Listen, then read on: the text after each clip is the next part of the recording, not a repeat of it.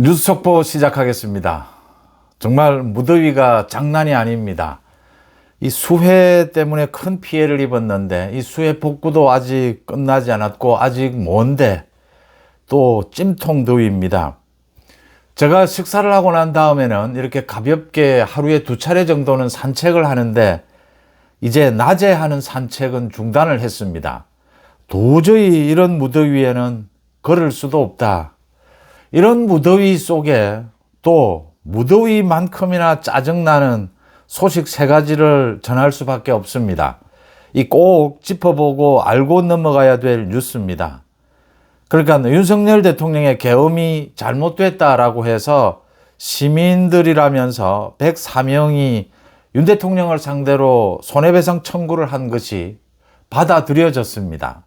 10만 원씩 지급하라 라는 어처구니 없는 판결이 나왔습니다. 이 무더위만큼이나 짜증나는 이런 판사들이 많습니다.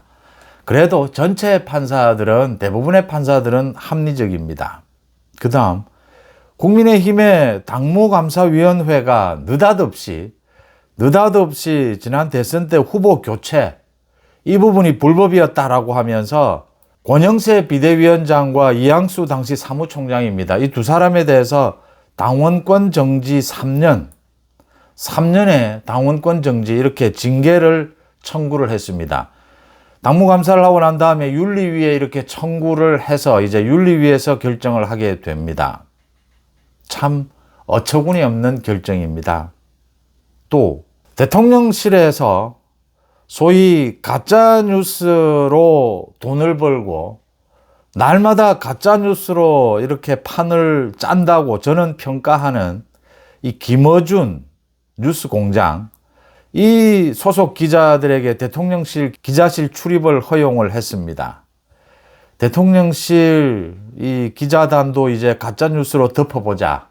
참 이런 이 무더위에 어처구니 없는 이 소식 3가지를 전해드리겠습니다. 오전에 짚었습니다. 이미 지금 미국의 관세 협상, 미국의 압력입니다. 방위비 협상. 이재명 정권은 아무런 대책이 없습니다. 대책은 친중국입니다. 안 되면 이제 친중국으로 간다. 조국이 한 말처럼 죽창 들고 미국과 싸우겠다 이런 식입니다. 지금 이렇게 심각한 상황인데도 정상회담을 하지도 못하고 협상 자체를 지금 하지 못하는 이런 상황에 처했습니다. 아무런 대책이 없습니다. 방법이 없습니다. 경제가 어려워지고 나라가 어려워지더라도 저 이재명 정권은 끝장을 내야 한다. 라는 부분에서는 이 미국의 이 압력, 이 부분이 평가될 수도 있지만 그래도 국익은 지켜야 한다.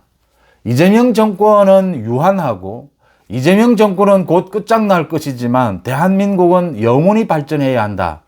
라는 차원에서는 걱정이 앞섭니다. 경제 발전, 대한민국의 지난 70년이 넘는 이 헌정사에서 경제 발전과 민주화를 꼽습니다. 대부분은 소위 보수 우파, 국민의힘이 경제 발전을 이끌어왔다. 민주당이 이 민주화에 민주당이 그래도 좀 강점이 있다. 이런 식으로 평가를 합니다. 저는 거기에 전혀 동의하지 않습니다. 대한민국이 이만큼 선진국이 된 이 경제 발전과 민주화는 모두 보수의 힘이다라고 봅니다. 민주화 운동 시위했다고 해서 이 민주화 운동 경력을 내걸어서 평생을 놀고 먹고 그런 민주당 세력, 저건 민주화 세력도 아니고 대한민국 민주주의의 발전에 기여한 것도 없다라고 봅니다. 대한민국이 이만큼 선진국이 된 것은 경제발전, 민주화를 이끌어온 것은 보수의 힘이었다. 앞으로도 그래야 한다. 그런 보수의 힘인 만큼 또 보수는 그만큼 책임감도 있어야 한다라는 생각을 해보게 됩니다. 서울중앙지법 민사단독 이성복 부장판사입니다. 이성복 부장판사가 변호사들이 별 희한한 이런 소송 제기를 많이 합니다. 시민 104명을 모아서 윤 대통령을 상대로 손해배상 청구를 했습니다. 1인당 10만 원의 위자료를 지급하라. 이유가 무엇이냐? 비상계엄 선포로 정신적인 피해를 입었다. 국민들이 공포와 불안, 좌절감, 수치심으로 이렇게 피해를 입었다. 그래서 10만 원씩 지급을 하라라고 했습니다. 이런 판결을 내렸습니다. 판결문이 이렇습니다. 비상계엄이 위법한 행위며 그 과정에서 윤 대통령이 잘못한 것이 굉장히 많다. 그래서 이 원고들이 정신적인 고통을 입었다. 이게 인정이 된다. 10만 원씩 배상을 하라라고 했습니다. 박근혜 대통령 탄핵 때도 이런 재판이 있었습니다. 대법원 판례도 있습니다. 정치적인 행위에 대해서는 정치적인 책임을 지는 것이지 여기에 대해서 이 시민 개개인에게 책임을 지는 것은 맞지 않다라는 대법원 판례에 따라서 박근혜 대통령이 탄핵됐을 때도 이런 시민들의 피해보상, 손해배상 이 청구가 기각이 됐습니다. 그런데 이번에는 이게 받아들여졌습니다. 이성복 판사로 인정할 수가 없습니다. 이건 거의 판사 법리와 상식에 따르는 판사가 아니라 무슨 이 얼치기 정치인의 무슨 판결문을 보는 것 같습니다. 윤 대통령은 다시 말씀을 드리지만 정치적인 책임을 지고 있습니다. 졌습니다. 또 재판이 진행 중입니다. 만약 윤 대통령에게 이런 식으로 손해배상 청구가 가능하다면 이재명의 줄 탄핵, 이재명의 국회 난동, 이 손해배상은 어떻게 할 겁니까? 대통령으로 행세하고 있는 저 이재명 때문에 생기는 이 국민들의 손해배상은 어떻게 처리를 할 겁니까? 물론 이 판사도 이대로 대법원까지 확정될 것이라고 생각지는 않을 겁니다. 이런 판결을 내리는 판사, 민주당이 검사를 이제 파면할 수 있도록 하는 법률을 준비한다라고 하는데 이런 판사는 도려내야 한다라고 봅니다. 이런 어처구니 없는 일이 무더위에 발생을 합니다. 국민의힘 당무감사위원회가 느닷없이 지금 지난 대선 과정에서 있었던 후보 교체입니다. 이게 당헌 당규에 없는 불법한 행위다라고 해서 권영세, 이항수에 대해서 당원권 정지 3년 이 징계를 청구를 했습니다. 윤리위에. 윤리위에서 이제 최종 결정을 하게 될 겁니다. 지금 그러지 않아도 윤희숙 혁신위 때문에 당이 분열되고 있고 어려움이 더 가중되고 있습니다. 근데 당무감사위원회에서 왜 이런 결정을 하느냐? 두 가지입니다. 하나는 이 정무적인 판단 능력입니다. 그리고 또 하나는 내용입니다. 정무적인 판단 능력이 지금 국민의힘 당무감사위원회가 이런 결정을 할 때입니까? 제가 쌍권에 대해서, 권성동, 권영세에 대해서 절대로 정치적인 행태에 대해서 찬성할 만한 것들이 참 드뭅니다. 전체적으로 리더십이 상당히 문제가 많았다라고 생각합니다. 비호할 생각 전혀 없습니다. 쌍권에 대해서. 또 친윤 일부에 대해서 비호할 생각 전혀 없습니다. 그럼에도 불구하고 이 당무감사위원장이 지금 유일준입니다. 소위 한동훈이 임명한 위원장입니다. 이게 뭐 하는 짓입니까? 이게 좀 부당한 부분이 있습니다. 김문수에서 한덕수로 교체를 하는데 김문수도 후보 단일화를 하자라고 했다가 말을 어긴 부분이 있고 이걸 한덕수로 교체를 하면서 그 절차에서 새벽에 그렇게 날치기로 한 것이 문제가 있었고 또 희한한 경우였습니다. 권영세, 권성동이 나서서 이렇게 당원 투표에 붙였는데 부결이 됐습니다.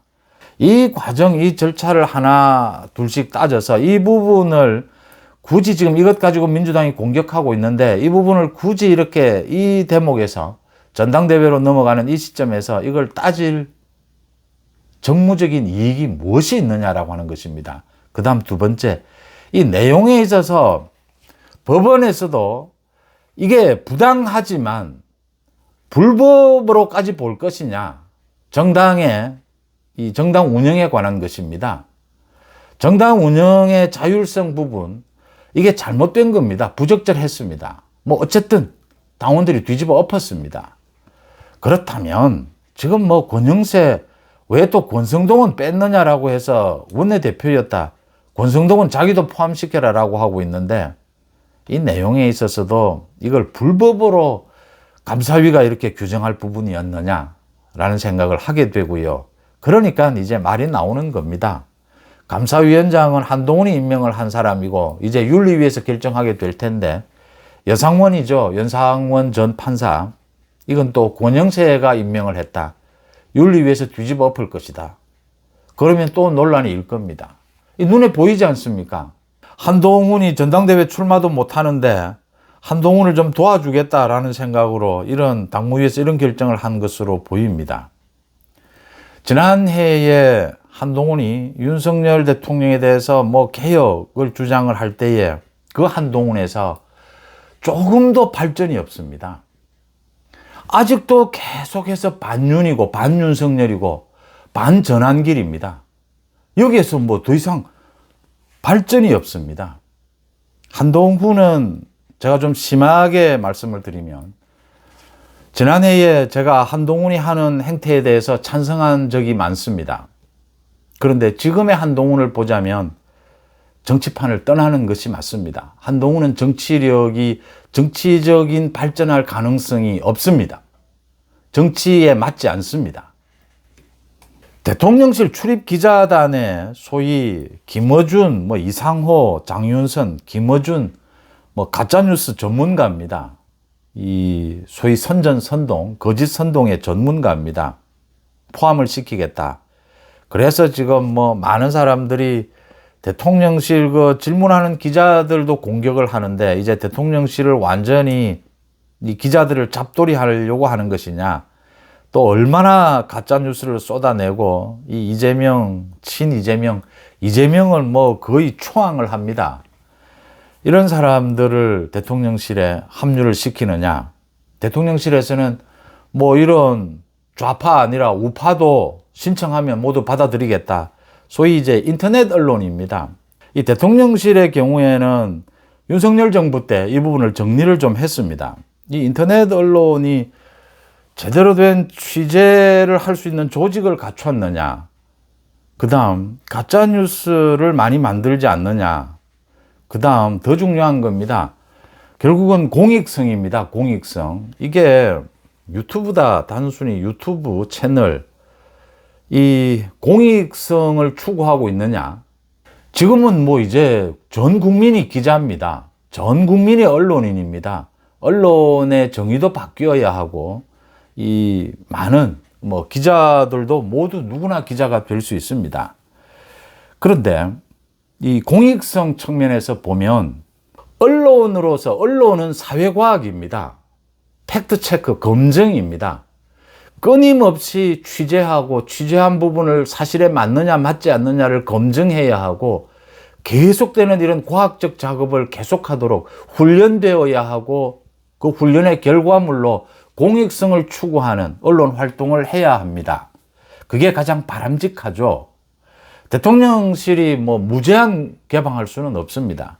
그래서 이제 누구는 정리를 하고 누구는 넣어주고 이렇게 되는 것인데 기존 전통적인 언론이 다 훌륭하다, 옳다, 공익적이다 판단하지 않습니다. 동의하지 않습니다. 다 개방해서 새로 기준을 정할 수도 있을 겁니다. 그런데 공익성을 추구할 수 있도록 자세를 갖췄느냐, 조직을 갖췄느냐, 훈련되어졌느냐, 그동안에 가짜뉴스를 저지른 전력은 없느냐, 이런 것들을 공정한 기준을 정해서 다시 재편을 한다면 우파든 좌파든 모두 포함이 될 수 있을 겁니다. 그런데 느닷없이 이 부분도 이렇게 김어준부터 포함을 시키면서 이제 문제가 되니까 우파가 신청을 하면 가입할 수 있다라고 했는데 제가 보기에는 지금 유튜브를 하고 있는 주로 유튜브 이 인터넷 언론 쪽에서 좀 제대로 훈련되고 가짜뉴스의 전력이 없고 거의 없고 그래서 앞으로도 조직적이고 체계적으로 사회과학적으로 언론에 접근할 수 있는 취재력, 조직력을 갖춘 제가 보기에는 유명한 유튜브 채널 이 우파든 좌파든 없다고 봅니다. 대통령실에서 그런 기준을 정한다면 출입을 할 수 있는 그런 유튜브 이 인터넷 언론은 없다라고 봅니다. 현재는. 그래서 이 기준을 지금 우파에서도 신청하면 받아들이겠다라고 하는데 그게 아니고 김어준, 이상호, 장윤선 이 김어준부터 다시 쫓아내는 것이 맞습니다. 김어준은 제가 뭐 하나둘 예를 들지 않아도 입만 열면 가짜 뉴스고 입만 열면 거짓 선동입니다. 그러니까 구독자 수가 많고 시청률이 높은데 거듭 말씀을 드리지만 가짜 뉴스를 하면 시청률이 높습니다. 거짓 선동을 하면 구독자 수가 많습니다. 늘어납니다. 개가 사람을 물었다라고 하면 사람들이 관심이 없습니다. 사람이 개를 물었다라고 해야 사람들이 쳐다봅니다. 저도 유튜브를 하고 있지만 이 대통령실의 이 기준은 받아들일 수 없습니다. 지금이라도 뭐 개방한다라는 것이 아니라 이 김어준은 쫓아내는 것이 맞습니다. 이렇게 하면 이제 이재명의 끝이 더 다가오고 있다라는 것입니다. 이재명이 거의 국정을 깽판 치듯이 하고 있다라는 생각을 합니다. 무더위에 짜증나지만 꼭 짚어보지 않을 수 없는 뉴스 3가지를 전해드렸습니다. 뉴스 속보 마칩니다. 고맙습니다.